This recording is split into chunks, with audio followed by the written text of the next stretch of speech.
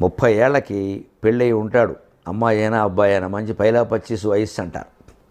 శృంగార భోగాలు హాయిగా ధర్మశాస్త్రానికి ఇబ్బంది లేకుండా అనుభవించాలి. శృంగార భోగాలు అనగానే విచ్చలవిడితనం కాదు, భార్యతో మాత్రమే, భర్తతో మాత్రమే. అదే ఘన విజయం.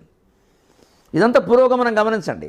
పక్క తడపకుండా ఉండడం, 10 ఏళ్లకి నిర్భయంగా పడుకోగలగడం ఒంటరిగా, 20 ఏళ్లకి అందరితోనూ కలుపుగోలుగా ఉండి నలుగురు స్నేహితులను సంపాదించుకోగలగడం, 30 ఏళ్లకి పెళ్లి చేసుకుని శృంగార భోగాలు అనుభవించడం. ఎదిగామే లేదా ఒక్కో మెట్టు పురోగమనం. ఇక తర్వాత వినాలని ఉంటుంది కథ. 40 ఏళ్లకి మరి ఈ శృంగార భోగాలు నువ్వు అన్నీ కలుపుగోలుతనాలు బాగానే ఉన్నావు, డబ్బులు లేకుండా ఎలాగా? జీవితానికి సరిపడ సంపాదించడమే లక్ష్యంగా పెట్టుకోవాలి 40 ఏళ్లకి. అదే ఘన విజయం. అది కూడా ధర్మ మార్గంలోనే. శృంగార భోగం ఎలాగైతే ధర్మ మార్గంలో ఉన్నామో, డబ్బు సంపాదించడం కూడా ధర్మ మార్గమే. ధర్మం అనేది అన్నిటికీ వెనకాల ఉంటుంది. ఒక నాటకం వేస్తే ఆ నాటకంలో వేదిక మీద నటీనటులు మారచ్చు, వెనకాల తెర అలాగే ఉంటుంది. ఆ తెర పోతే ఇంకో తెర అయినా వస్తుంది.